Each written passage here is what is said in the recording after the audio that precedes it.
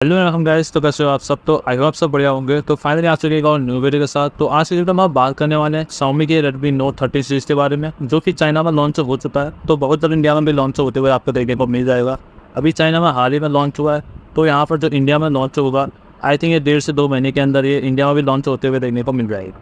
वैसे कहा जाए रेडमी के नोट सीरीज़ की, तो वैसे काफ़ी ज़्यादा पसंद किए जाने वाला एक सीरीज़ है, क्योंकि रेडमी नोट सीरीज़ को काफ़ी लोग पसंद करते थे। जिस टाइम पर पहले के टाइम पे देखा जाए तो रेडमी के जितने भी सीरीज़ आते थे काफ़ी लोग उसका वेट करते थे कि रेडमी के जो सीरीज़ है कब हमें देखने को मिल रहा है। लेकिन इस टाइम पर देखा जाए तो रेडमी के जो सीरीज़ हैं काफ़ी कम यहाँ पर अभी इनको मतलब हम लोग इसको पसंद करना अभी कर रहे हैं। जैसे रेडमी के नोट 12 सीरीज़ है उसको भी ज़्यादा इसका अच्छा रिस्पॉन्स नहीं मिला। लेकिन वैसे कहा जाए कि नोट सीरीज से जो जितने स्मार्टफोन आते हैं काफ़ी अच्छे बजट में और फ्लेक्सी लेवल के स्मार्टफोन देखने को मिल जाते थे रेडमी के सीरीज से। तो आज के वीडियो में हम बात करने वाले हैं Xiaomi की Redmi Note 30 सीरीज के बारे में। वैसे Xiaomi के सीरीज में यहाँ पर 3 स्मार्टफोन लॉन्च होते हैं, Redmi Note 13 Pro और Pro Plus ये वेरिएंट में स्मार्टफोन लॉन्च होते हैं। तो आज के इस वीडियो में हम बात करने वाले हैं Redmi के Note 13 के बारे में। तो आने वाले वीडियो में Pro और Pro Plus के बारे में हम बात करेंगे। तो सबसे पहले हम बात करने वाले हैं आज Redmi Note 30 सीरीज के बारे में। तो अगर सबसे पहले हम बात कर लेते हैं इसकी बिल्ड क्वालिटी और डिज़ाइन की। तो बिल्ड क्वालिटी और डिज़ाइन काफ़ी अच्छा है और बैक साइड में आपको डुअल कैमरा फ्लैश लाइट के साथ आपको देखने को मिलता है। बैक साइड आपको प्लास्टिक फ्रेम के साथ आपको देखने को मिलने वाला है। वारंटी की बात करें तो यहाँ पर आपको जो है पंच होल डिस्प्ले के साथ आपको देखने को मिल जाता है, जो कि कॉर्निंग गोरिल्ला ग्लास 5 की प्रोटेक्शन के साथ आपको देखने को मिलता है। तो सबसे पहले हम बात कर लेते हैं इसके डिस्प्ले वगैरह की। तो आपको 6.67 इंच की यहाँ पर full HD plus super AMOLED display देखने को मिलती है, जो कि 120 हर्ट्ज के रिफ्रेश के साथ देखने को मिलता है, जो कि 1000 की पीक ब्राइटनेस के साथ आपको देखने को मिलता है। अगर Redmi Note 12 सीरीज़ के साथ अगर कंपेयर किया जाए तो वैसे इसमें जो पीक ब्राइटनेस है वो काफ़ी कम देखने को मिलती है। Redmi Note 12 सीरीज़ में 1200 का यहाँ पर पीक ब्राइटनेस देखने को मिला था, उस बार इसमें कम कर दिया गया है, जो कि थोड़ा सा डिसपॉइंट हो सकते हो जो अगर Redmi Note सीरीज़ को यहाँ पर लेना पसंद करते हो या Redmi Note सीरीज़ से के 30 सीरीज़ का वेट कर रहे हो, तो इसमें थोड़ा सा आपको दिक्कत देखने को मिल सकता है। वही बात करें कैमरा की, तो बैक साइड में आपको डुअल कैमरा का सेटअप देखने को मिलता है। 108 मेगापिक्सल का प्राइमरी कैमरा, 2 मेगापिक्सल का डेप्थ कैमरा। तो यहाँ पर अल्ट्रा वाइड का सपोर्ट देखने को नहीं मिलता, जो कि सबसे ज़्यादा लोग अभी पसंद कर रहे हैं अल्ट्रा वाइड को। कि अल्ट्रा वाइड का जो अगर सपोर्ट मिल जाता है तो काफ़ी लोग अल्ट्रा वाइड का ही सपोर्ट मांगते हैं। लेकिन इस टाइम पे जो है रेडमी के 30 सीरीज़ में यहाँ पर अल्ट्रा वाइड ही बता दिया गया है, क्योंकि रेडमी Note 12 सीरीज़ में यहाँ पर अल्ट्रा वाइड था, लेकिन यहाँ पर जो 30 सीरीज़ में यहाँ पर उसमें जो अल्ट्रा वाइड यहाँ पर रखा ही नहीं है, उसको ही रिमूव कर दिया है, जो भी सबसे ज़्यादा पसंद भी करने वाले लोग थे, तो उसको ही यहाँ पर गायब कर दिया है। बात करें यहाँ पर वीडियो रिकॉर्डिंग की, तो फुल HD में 30 FPS तक की रिकॉर्डिंग कर सकते हो। यहाँ पर 4K तक की रिकॉर्डिंग का सपोर्ट यहाँ पर दिया नहीं हुआ है। बाकी यहाँ पर HDR का सपोर्ट भी देने को नहीं मिलता है।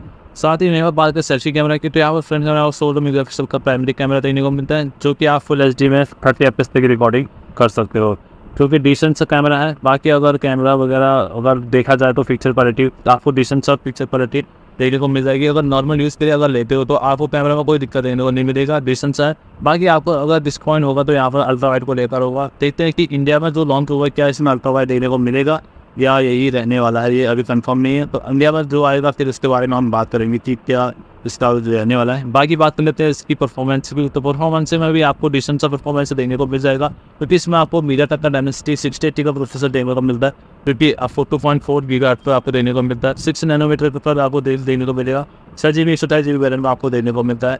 LPDDR4X का यहाँ पर रैम मिल जाता है, क्योंकि ओवरऑल डिसेंट सा यहाँ पर परफॉर्मेंस है। अगर आप हैवी गेमिंग वगैरह करना चाहते हो तो आपको थोड़ा सा दिक्कत हो सकता है कि इसमें मल्टीटास्किंग या हैवी गेमिंग वगैरह करोगे तो थोड़ा सा आपको थ्रॉटलिंग वगैरह देखने को मिल सकता है। बाकी नॉर्मल यूज़ अगर आप करना चाहते हो तो आपके लिए काफ़ी अच्छा रहने वाला है, डिसेंट सा आपके लिए रहने वाला है। बाकी यही बात तो इसकी बैटरी बैकअप की, तो बैटरी बैकअप में आपको कोई दिक्कत देखने को नहीं मिलेगा, क्योंकि यहाँ पर आपको 5000 mAh की बैटरी बैकअप देखने को मिलने वाली है, क्योंकि 33 वाट के 5 चार्जिंग के साथ आपको देखने को मिलने वाले हैं। USB Type-C के साथ आपको देखने को मिलेगा। बाकी आपको यहाँ पर बात करें स्टोरेज वगैरह की, ऑपरेटिंग सिस्टम वगैरह की, तो यहाँ पर आपको Android 13 पर यह बेस्ड रहने वाला है। MIUI का 4 का यहाँ पर सपोर्ट देखने को मिल जाएगा। बाकी यहाँ पर नेटवर्क कनेक्टिविटी की बात करें तो यहाँ पर आपको 5G सपोर्ट देखने को मिल जाएगा, जिसमें आपको 6 बैंड ही यहाँ पर देखने को मिलेंगे 5G के, तो ये थोड़ा सा आपको डिसअपॉइंट कर सकता है। बाकी Wi-Fi 5 का सपोर्ट है और Bluetooth 5.3 का सपोर्ट आपको देखने को मिल जाएगा, और इसमें आपको स्पीकर जो सिंगल स्पीकर आपको देखने को मिलेगा। ऑडियो जैक 3.5 mm का ऑडियो जैक रहने वाला है, और साइड माउंटेन फिंगरप्रिंट आपको देखने को मिलेगा। तो इसमें अगर कहा जाए इसमें ऑडियो स्पीकर की, तो यहाँ पर सिंगल ऑडियो स्पीकर अभी के टाइम पे जितने भी स्मार्टफोन है उसमें डुअल स्पीकर देखने को मिला, लेकिन इसमें सिंगल स्पीकर ही आपको देखने को मिलेगा। तो वैसे डिसेंट सा है। अगर नॉर्मल यूज़ के लिए अगर आप लेना चाहते हो तो आपके लिए काफ़ी अच्छा रहने वाला है।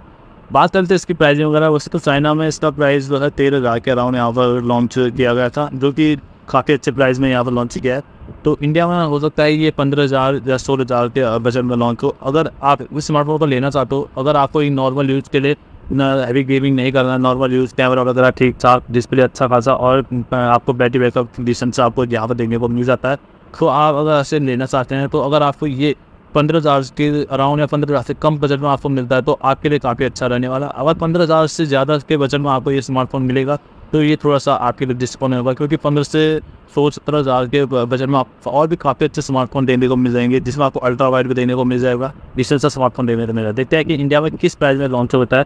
अगर 15,000 के बजट में या 15,000 से कम बजट में अगर इंडिया में लॉन्च होता है तो आपके लिए काफ़ी अच्छा ये स्मार्टफोन रहने वाला है, आपके बजट रेंज से स्मार्टफोन आपके लिए रहने वाला है। तो ये था Redmi Note 13 स्मार्टफोन। अगर आपको ये पसंद आया तो आप मेरे पर जरूर बताना। बाकी आज के वीडियो में इतना ही। आई होप आपको हमारी ये वाली वीडियो पसंद आए तो प्लीज़ लाइक शेयर सब्सक्राइब जरूर करना।